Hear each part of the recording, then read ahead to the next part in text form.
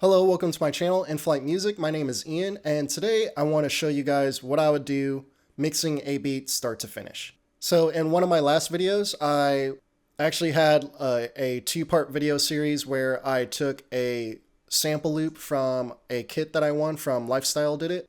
It was his newest Nemo loop kit, and I made a beat out of it. And then in the second video, I went ahead and arranged that beat. And at the end of that video, I asked a lot of you if you wanted to see me mix this, because I wanted to emphasize in those first two videos that even without mixing, your beat should sound good. So let's quickly take a listen to what this sounds like.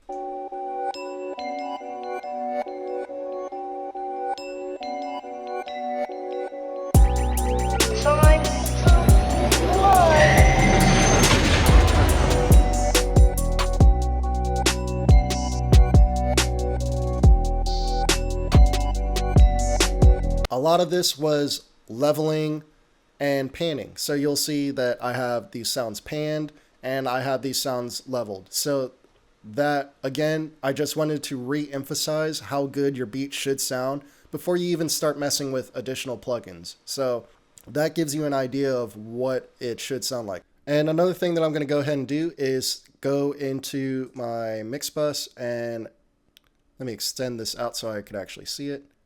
You'll see this stereo width button. Now I'm just gonna switch this over to mono, and I'm just gonna solo this lead and EQ this by itself, which is contrary to what a lot of other people would do. So the purpose of EQing this by itself is to just make this sound as good as possible without worrying about clashing and all that. I just want a really clean, crisp sound as is, and then we'll do corrective EQ after that. So that's something that a lot of people don't tell you to do. So, and they all have their own reasons for it, but I just explained my reason for it. I want the best sounding instrument possible. So when you're recording instruments, so say for example, when you're recording instruments, before you even put it into your DAW, you want that source to be the best sounding source possible. And that's the concept behind doing EQ in this fashion. So I'm trying to create the best source possible.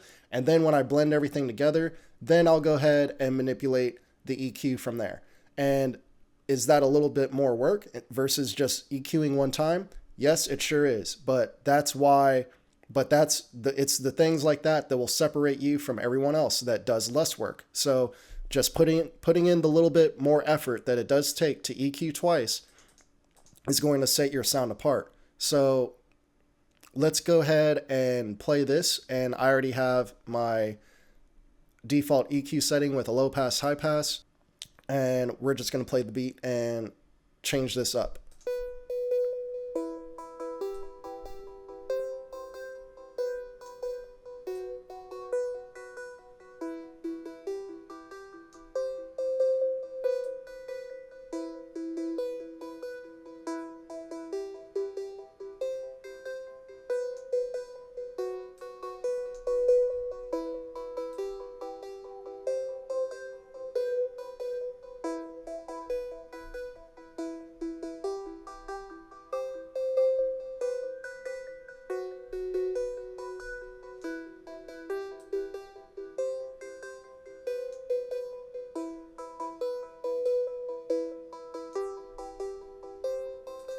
So there was this little wonky telephony type sound going through it. So let's listen before and after, and you'll hear less of that sound with this EQ applied. So without the EQ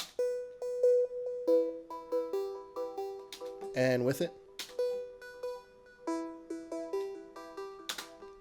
So it just sounds cleaner, smoother, a little bit more balanced, but thinner at the same time. But I wanted it to be this thin, but we might thicken it up depending on what it sounds like with the other instruments. So now let's move on to the next instrument.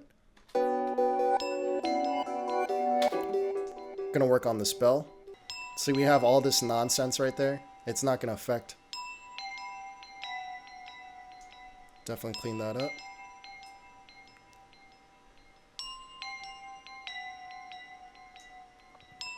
So you'll notice that I'm doing a lot of high cutting. So a lot of people don't, everyone always preaches low cut or high pass, basically, same thing.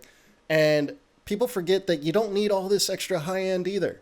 And also by eliminating a lot of this high end, it leaves room for the extra air that you're going to want on your vocals. So if you have all these instruments with all this buildup of high end, your beat's going to end up sounding a lot worse when you convert it over to MP3.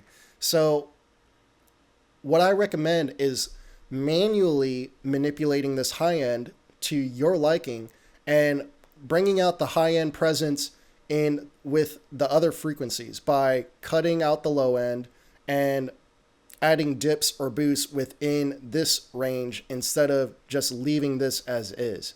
Because when you convert over to MP3, a lot of this high end gets cut off, which is why MP3s don't sound as good as a WAV file. But if you manually do this, you're going to give that MP3 conversion a lot less. I'm trying to think of the best word, but basically it's, if you're controlling this versus letting the MP3 conversion cut all of this extra high end, you're pretty much going to convert almost an identical sound. So if you make this sound really good, it will sound really good when you convert over to MP3 versus having all this extra high end and letting the MP3 cut all that high end. That's creating a conversion that's going to sound a lot different than what you manipulated with the rest of these frequencies. So that's one thing that I recommend if you want your MP3s to sound pretty good as well. And on top of that, to leave more room for other sounds, other instruments like your drums, your hi-hats, your cymbals, and most importantly, the vocals. You want that to really have all this air and all that extra frequency. And that way, the final version that gets exported as a wave by the mix engineer or the mastering engineer, they're using their tools, their ears, their room, their plugins to add in these extra frequencies, these extra harmonics to the elements that really need them, versus this bell or this lead or any of these other instruments that aren't the highlight of the song. Let's go ahead and continue looping and see if there's anything else that we want to manipulate.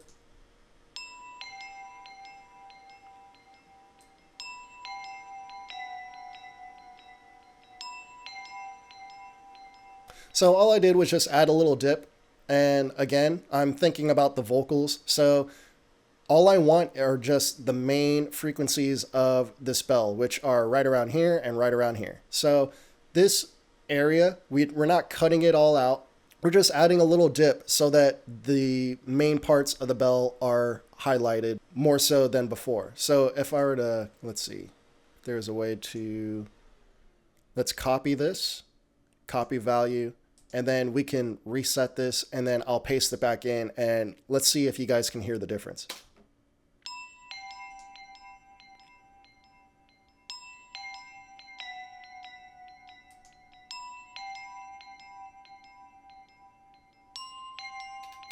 It's just cleaner. It's brighter.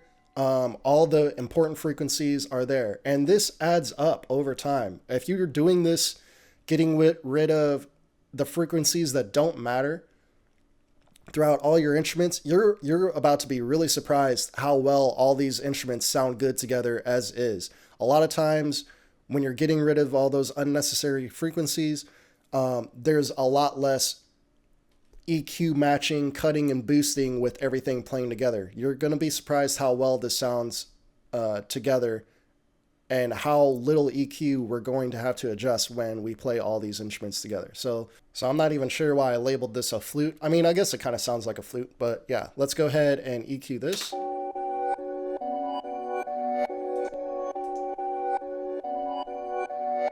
And it turns out I've already EQ'd this.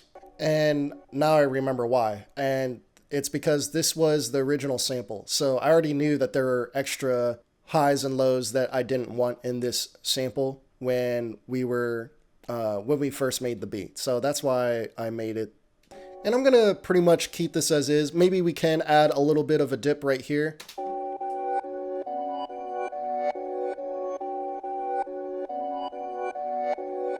I think that's about the most that we want to manipulate that. So let's go to our next sound, which is this piano, which is our last instrument. So we only had 4 instruments, which I can't remember who I just heard this from recently, but they basically said that they don't have more than 4 instruments, not counting drums, but just not counting drums or bass, but just actual your leads, your pads, your pianos, and all of that. They usually have 4 or less. And that's pretty much the rule that I realized that I was going by without even trying. So I think that's a pretty good measurement to follow if you're just now getting into beats and you keep adding sounds and sounds and sounds. Usually more than 4 is probably overdoing it. Unless you're adding like a bunch of layers to a sound, but you end up EQing a lot of that out anyway. So it's better to just pick a really good sound, maybe have a layer or 2 at most, but overall, if you're layering a sound that heavily, you're probably using a lot less other instruments on top of that in terms of different melodies and counter melodies and whatnot. So just something to keep in mind. And it looks like I did already EQ this piano as well.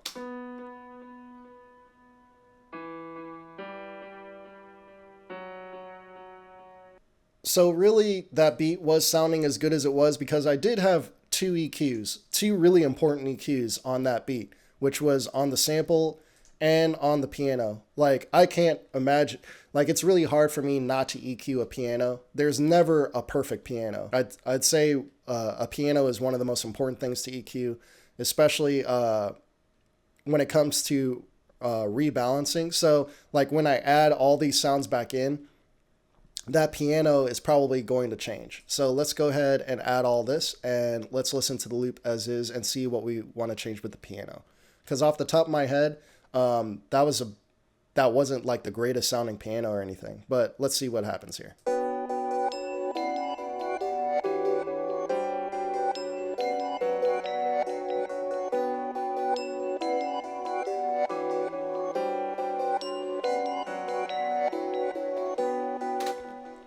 Okay, so from here, I'm not hearing any crazy clashing. I could hear all the individual sounds. I might want to turn the piano up in volume a little bit.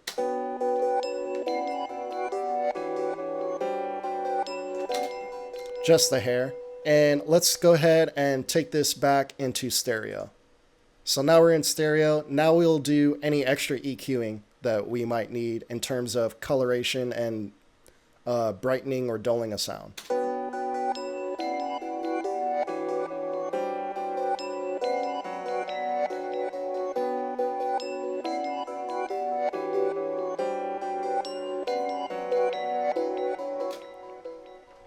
That sounds pretty good. Yeah, I'm not going to change any of that. I don't think that I actually covered why I did all that in mono, but basically when you're in mono, if you're in a club speakers play, your typical club speakers play in mono. Your phones, they play in mono. It's really important if with the way people are consuming music through their phones to really get a good mono signal. When you EQ in stereo, there's going to be information that you're going to pay attention to that isn't as important as that mono signal. So EQ and get your levels right in mono first, and then switch over to stereo and add in any extra ear candy that you want. But 9 times out of 10, when I switch back to mono, just like we did right there, or switch back to stereo, just like we did right here, you're going to be pleasantly surprised with how good the beat's actually sounding. And in this case, there's 0 changes that I want to make. And again, all we did was just add a little EQ. We didn't even get into saturation or distortion or anything like that, but I am going to show you some saturation that I would add and how I would add it. So let's take a look at, another thing that you might want to take note. So on my lead, I have a reverb and a quarter triplet delay. That might not actually be the type of delay that is. I just labeled it that. But these go into these send channels right here. And that allows me to manipulate these reverbs and delays even further if I wanted to. which I don't want to, but I could go in and EQ just this reverb without adding more EQ to this lead. And same thing with this delay. And from there, all of these effects go into my effects bus. And here I can add EQ. This is my stock EQ that I have on my effects bus at all times. So I take out some of the high end. Inside of my reverb, I already have a high cut. So there's high end being taken out anyway. And same thing with the low end. And it's going all the way up to about 400 hertz, which is right about here. This EQ is manipulating even less of that, but with my delays, I probably have some bleed over into these lower frequencies, so that helps with the other effects as well. So now let's get into the drums. So with the drums, if you saw my past tutorial, I showed you that my kick does have effects on it. These peak controllers, this is to duck my bass. These other two are for my visualizer. Definitely check out my Z-Game visualizer tutorial if you want to see how I use these two peak controllers to create my visualizations for my beats. I also have that on my snare as well. So I have 3 different peak controllers, all controlling the visualizer in Z-Game. And let's see, I do have an EQ on my snare, and it's boosting the main snare frequency, which is right here. So yeah, this main frequency in the snare is highlighted. Took out some of the less important frequencies in the middle, and then some of the high ends highlighted, and took out some of the very top end. Without it, with it. Not much of a difference at all. Let's go ahead and put this in mono and see if there was a difference that I was hearing that I couldn't hear in stereo, and that would prove my point about why you should do this in mono. So without it, with it. So in mono, it does get a little bit brighter. It also gets louder. So that can be a trick of the ear, because we are boosting these frequencies and there's not enough of a cut that's going to compensate for that. But it does look like I did turn down the master volume altogether. But overall, I do like the level of the snare. So we are just going to leave it exactly as is. But that's just something to keep in mind whenever you do make boosts to your signal. If you're getting a higher peak volume, know that your ear is probably going to think that it sounds better in general. Another thing that I've done is kind of monoize the snare in general, just a little bit. You'll see that my kick is completely in mono. So let's go over to the kick now and check out the effects that I added here. It's just a little bit of wave shaper and some dramatic parametric EQ. So let's listen without these effects and with.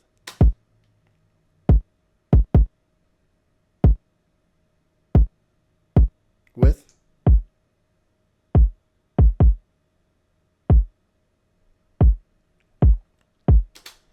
So that can be more of a taste thing, and all I did was just make it darker and heavier, so it just has more dramatic of a bass in it. So from there, let's go ahead and add in our synth bass.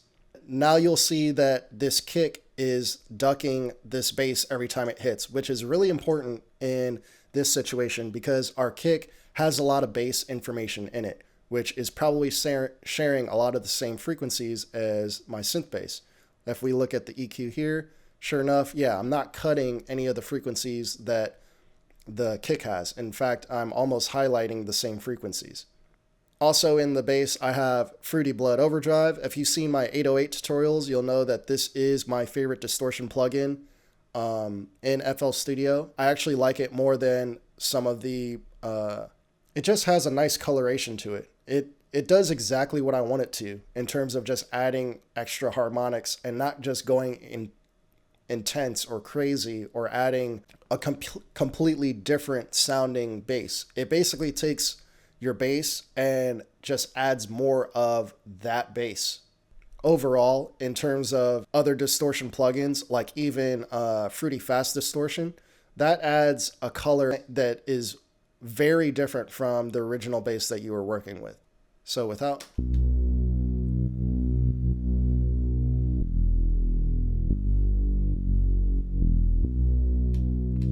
And with.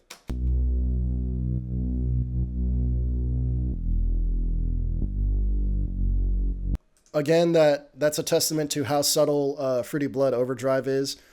Basically, it's helping to saturate these peaks. So we're actually getting a lower signal level. Same thing with Fruity Wave Shaper. It's not doing anything too crazy. And Parametric EQ, taking out some of the low mid frequencies and just highlighting the important frequencies. So let's go ahead and see if we could bring this bass out even more if we need to. But let me show you what this kick is doing to this bass when we add in this kick.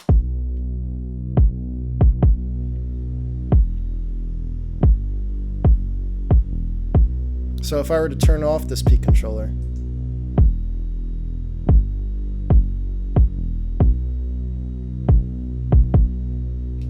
let's throw this in mono.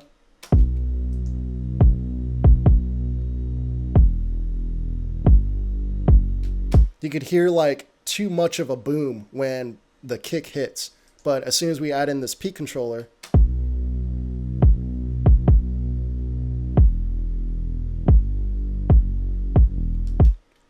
and I would say that might even be a little too dramatic, but you could clearly hear the kick on its own, separate from the synth bass. So let's go ahead and adjust this a little bit.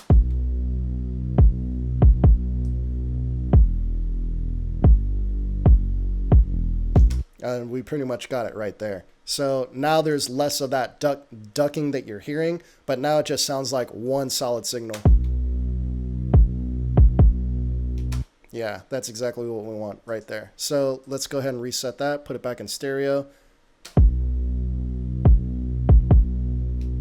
Yeah, that's perfect. So now let's go ahead and typically with my other drum elements, I don't really add in a lot of EQ because I usually affect my individual drum samples within the channel rack itself. But it looks like in this particular case, I actually EQ'd these hi-hats within the channel rack or the mixer rack itself with the stock EQ in there.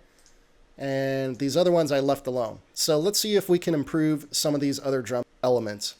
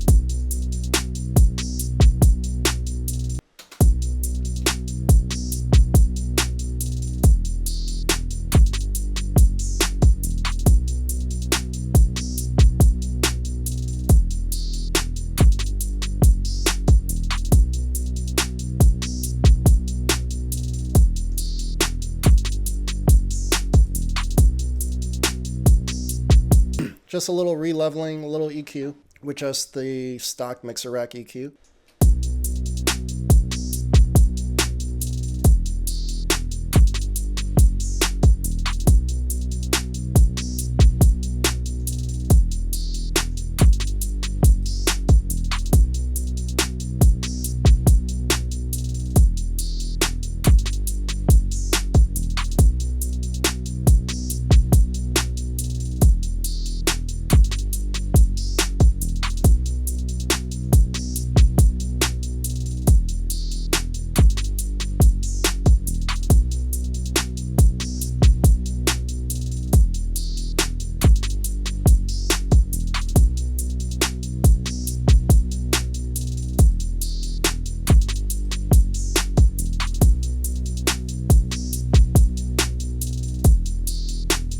All right, so now we've just added some reverbs onto our drum elements, and now we have these elements sitting back in the mix and some stereo width coming from our drums. So let's go ahead and listen to that with our instruments.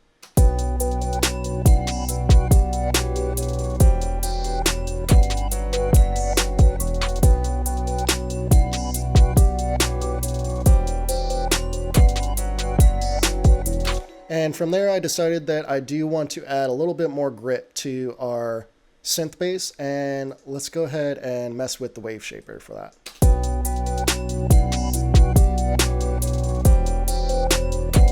And I am going to go into Blood Overdrive and see if we get a little bit more coloration from here.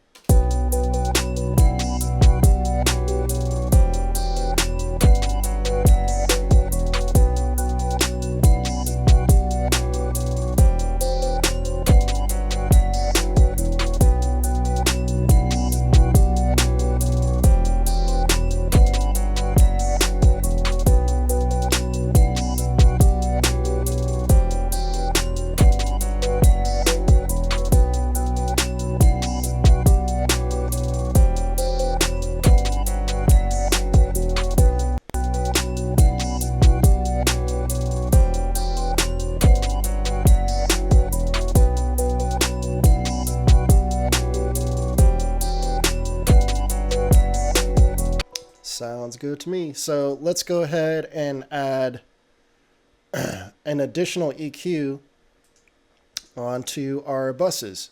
So let's go ahead and take a look at the instrument bus.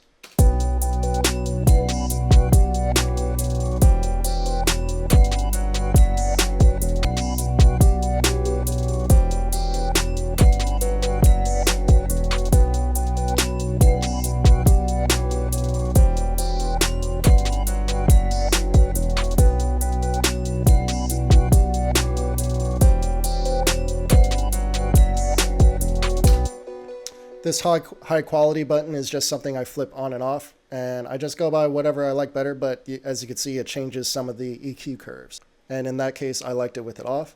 Now, here's another thing that I like to do on my instrument bus every once in a while. In this case, I don't think that this is something that I do want to do, but I want to show you guys this anyway. So two plugins that I want to point out, Ferric TDS and Imperfection. First, I'll show you Ferric TDS.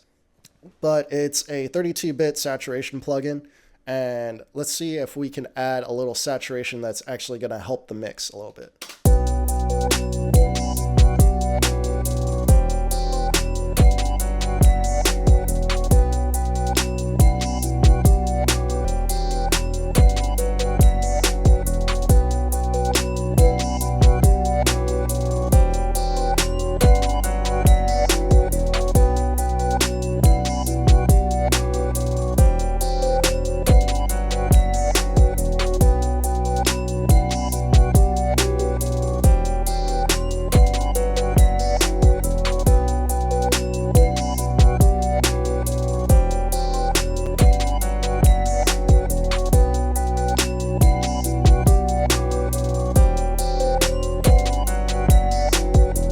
So all I did was just drive the input signal into the saturation settings that I set here, and I did make it louder. So this is the great thing about having everything on a bus. I could just turn down this volume knob, or this volume slider, I should say, on the instrument bus, and we'll rebalance that.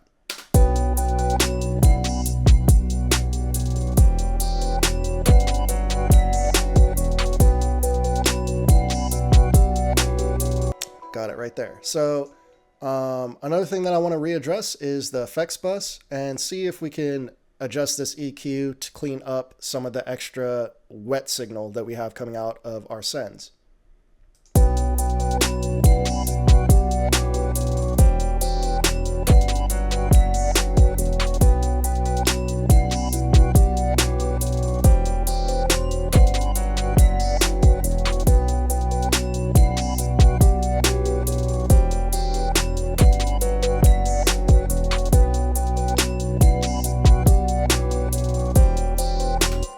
Not much editing there. Pretty much like it as is. So now let's go ahead and add this plugin called Imperfection. When I have this loaded up, you want to throw this dirt level down to 0 because that adds a lot of volume. And I usually like this quality set on 1/2 or 1/4 or sometimes 1, but let's go with 1/2. Let's just go with 1 for now, and then I'll adjust it.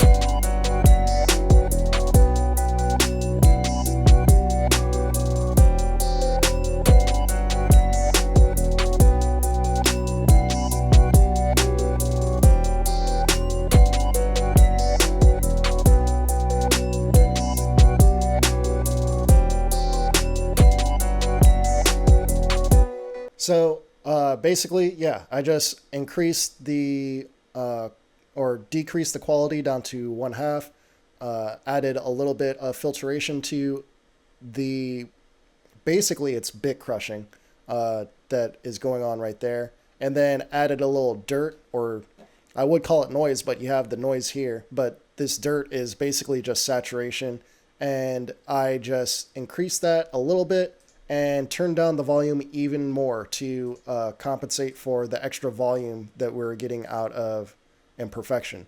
And then, this is something that I also do pretty often, I moved our EQ down underneath all of this just to see what would change. And basically what that does, it allows all the original frequencies to hit all of the saturation settings that we had in Ferric TDS and Imperfection, and now we're just EQing that overall saturation with the same EQ settings that we set in our bus. Because typically our bus EQ, or my bus EQ, is just a little bit of a cleanup. So if I clean this up before it hits the saturation, there's less frequencies that are going into those saturation settings. But I do like the areas that we cleaned up. So now we have all that extra saturation, all those extra harmonics coming through first, and then we're just getting rid of the extra ones on the ends of our signal. So that creates a grittier, an overall grittier sound by having this EQ move down underneath after we've already set the EQ ahead of time. But anyway, let's get into our drum bus, and this is, I'm going to do a tutorial on free transient processors that are out there, but the one that I use is a paid for one, is one that I paid for. I think I only paid like $10 for this, but it works great. Another one that I have is, I think this one is free. Maybe not. I might have paid $10 for this one too. I got both of these from Plugin Boutique, but Transpire is another really great one. But I try to just get the most out of just Orbit. But these will make your drums pop. And how does it do it? It's actually through a form of compression. Basically, it's letting the transients come through, and then it's compressing the rest of the signal down, and it makes it sound like the drums are just popping a lot more. So let's play the drums with this off, and then we'll add it back on. And this is something that I always do with the beat playing because I want to hear what it sounds like over the other instruments, not just the drums by themselves. With it on.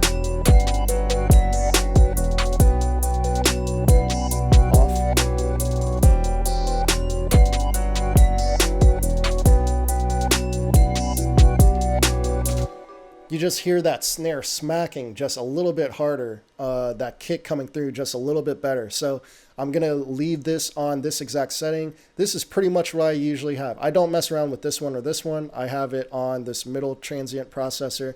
And then I usually have somewhere between 6 and 10% boost.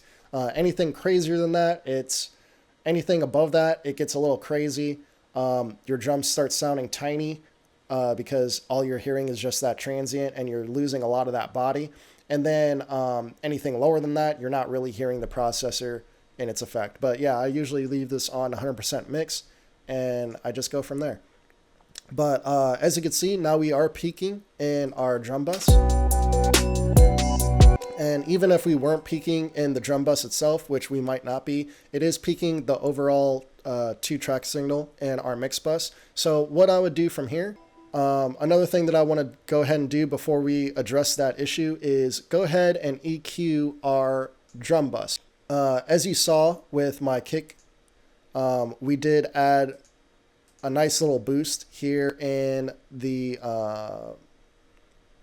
low end. So let me see if we can actually cut out some of this low end right here and make the drum sound even tighter along with the high end, because like, for example, the hi-hats have a nice little boost in the high end right there. So let's see if we can clean this up with a final EQ.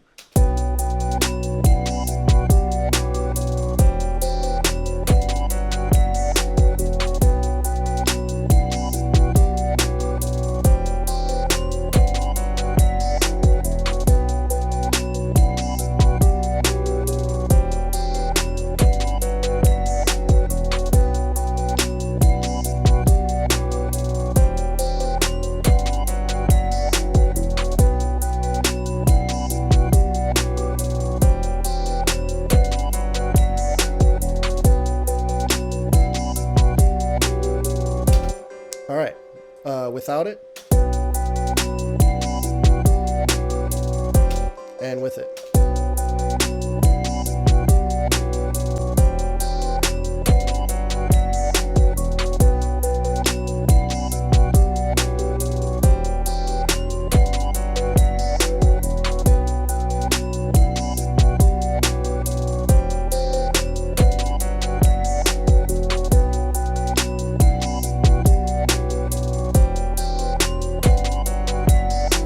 We cut some of the lows, the highs, add a little boost in the lows, the mids, and the high mids, and just to make it pop a little bit. So without it,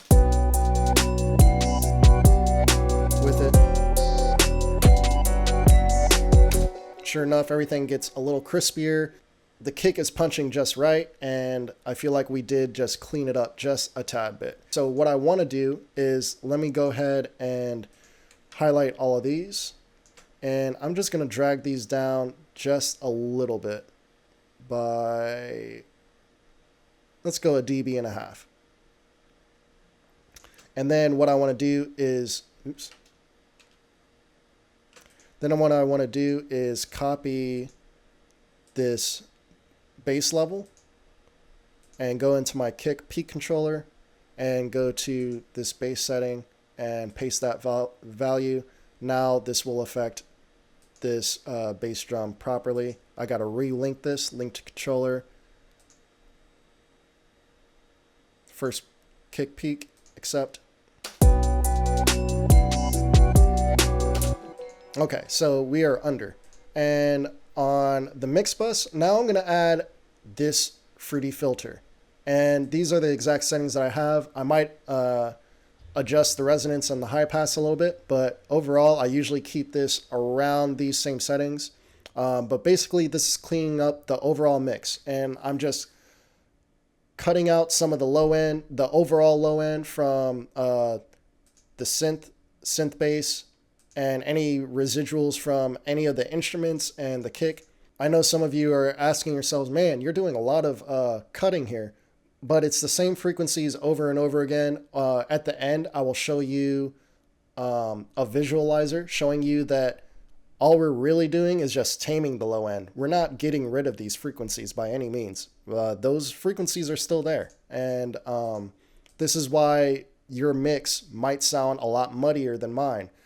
People don't realize that just because you add a high pass filter, it doesn't mean that those frequencies are gone. And it's not that you want to get rid of all those frequencies, you just want to tame them. And one high pass filter isn't really going to do much in terms of really taming your low end when you have a synth bass, a kick, a sample, and other elements that are continually providing low end information. And then from there, you're adding saturation and maybe another EQ on your bass bus, which we didn't do and we're not going to do. But all these different things, another EQ with a slight bass boost, all these things change the end result in terms of how much bass and high-end frequency that you're going to get. So trust me when I say that you're not actually cutting out all these frequencies when you add an additional filter or two. So let's go ahead and play this before and after.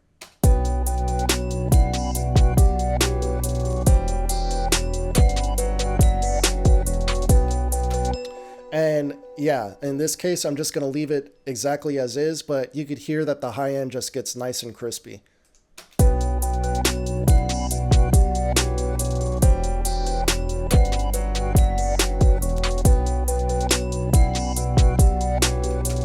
Now we're going to move on to our mastering. I've already done a mastering tutorial, but I'm just going to do a quick master here. But the main thing that I want to focus on is making sure that our levels going into our master are just right. And we're under 0, so we have nothing to worry about there. So I'm going to add in this EQ, and this is a boost EQ. So I'm adding, even instead of cutting frequencies, now I'm adding frequencies into the mix, the mids, the lows, and the highs. And we're going to actually be turning these down because it's going to be too much, but let's take a listen and see how much we want to decrease these.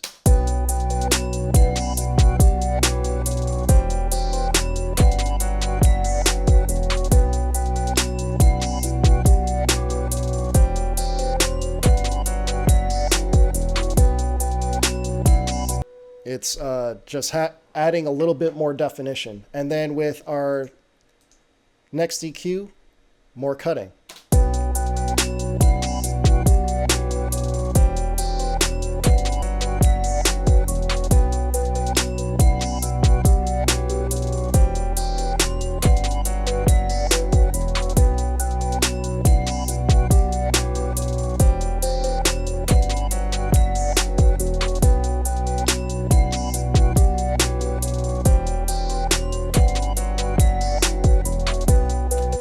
And all that EQ is doing is just taming these high and low end boosts that we just added in. And again, let me go ahead and just show you a visualization of what we've done, because a lot of you in your head, you're probably thinking, man, you got rid of all that low end. Use your ears. You could hear that we didn't. The low end is still there. The high end is still there. So let's go ahead and enable span, and let's take a look at what's going on below 20 hertz, and you'll see that we'll still have information going below 20 hertz, even though we added cut after cut after cut of frequencies below 30 hertz.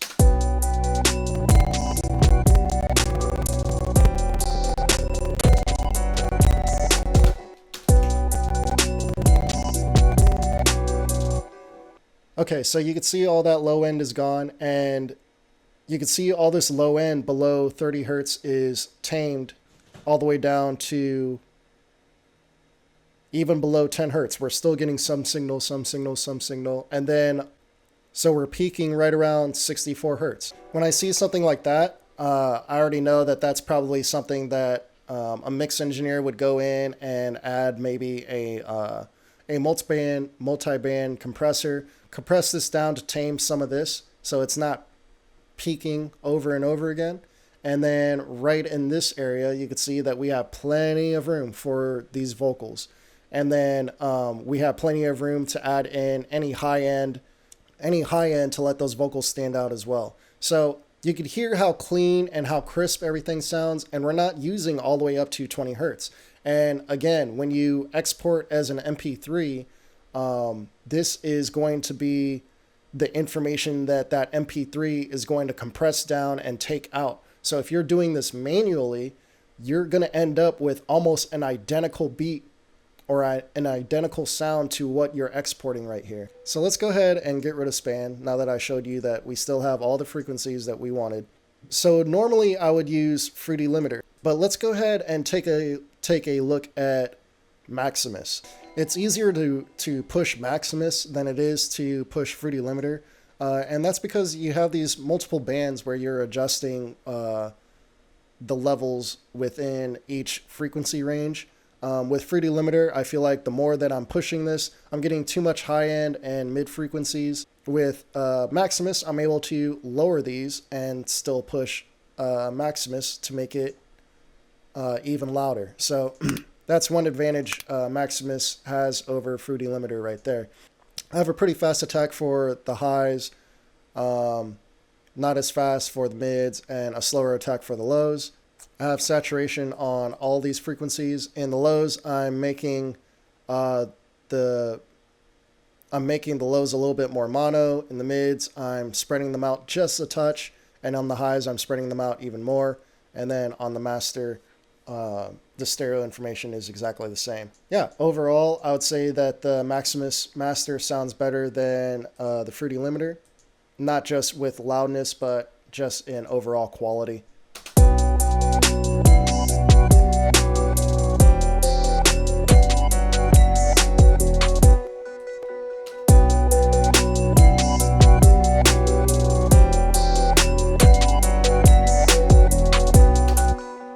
They both sound great. But all of that is simply because of the mix that we did. So let's go ahead and load up everyone's favorite Fruity Soft Clipper, and I'll show you what that would sound like.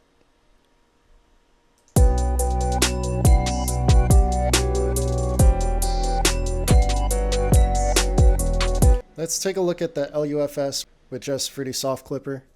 That's amazing. So right here we have the sweet spot of -14 LUFS, and this is what you would be uploading to Spotify, Apple Music, Tidal, all those streaming platforms. You'd be loading this version up, -14 LUFS. That way your song doesn't get turned down. You'll be hearing exactly what you're putting into it. And yeah, so for streaming, I would say just go ahead and throw on Soft Clipper. And then if you're really trying to compete with loudness, use Fruity Limiter or Maximus. So yeah, that's the main difference between Fruity Limiter, Maximus, and Soft Clipper. With Fruity Limiter, if you're just looking for general loudness, this is what you would just drive this into these general settings. Again, watch my mastering tutorial about why I'm not doing what everyone else is doing, which is throwing this all the way down, because that creates extra distortion. Having a slight attack and a slight release, the sustain and release doesn't matter as much as this attack. If you have this attack set to 0, you're going to get distortion when you start driving this signal into Fruity Limiter. I have a little bit of saturation going on, not much, and I just have my out ceiling set to -0.3. And then for Maximus, this has an advantage over Limiter, because now I can drive the signal even more and rebalance these other signals that tend to get harsh inside of Fruity Limiter. And then with Soft Clipper, this has an advantage because you don't have to touch any of the knobs. You just drive the signal, if you'd like to, into Soft Clipper. But our end result with all of our settings was an LUFS of -14. I'm not saying that that's exactly what's going to come out every time. I'm just saying if you balance everything right, and you have the levels going below 0, as soon as you add in this default setting of Soft Clipper, you're probably going to be somewhere around -14. But obviously, if you follow weird rules like make sure that your mix is at -6 or -12 and all that, definitely watch my headroom versus dynamic range tutorial, because I go over why all that is nonsense. Especially in this case, if you do that, you're not going to have that LUFS of -14. It's going to be like an LUFS of like -18 or something weird, which is going to be great for a mastering engineer, for a mix engineer, because they're going to have all this dynamic range to work with if you didn't add any limiting or compression. But yeah, either way, definitely watch that tutorial if you need to understand why none of that is what an engineer is talking about when they say they need headroom. But basically, in a nutshell, as soon as you add limiting or compression or anything like, or clipping, especially, if you add anything like that, you're actually killing the dynamic range. So if I were to have this limiter on or any of these effects on, and I were to turn this down right here by negative whatever, all of that signal is still going to be clipped. That engineer is going to send that mix back and tell you to take off the limiter. So it has nothing to do with what volume you set this to. The engineer can do that himself. He could turn that down by -6 or whatever. Same thing with the artist. Anyone that buys a beat can turn the beat down. So don't think that you need to export that beat and load it onto BeatStars with that volume turned all the way down, because if you do that, you're not going to compete with everyone else that's already on BeatStars. Their volumes are completely up, and they're usually averaging somewhere around -12, -11, -10 LUFS. So keep that in mind. Yeah, comment down below if you have any questions. Leave me a thumbs up if you like the video, and I will see you guys in the next one. Subscribe if you haven't already. Peace.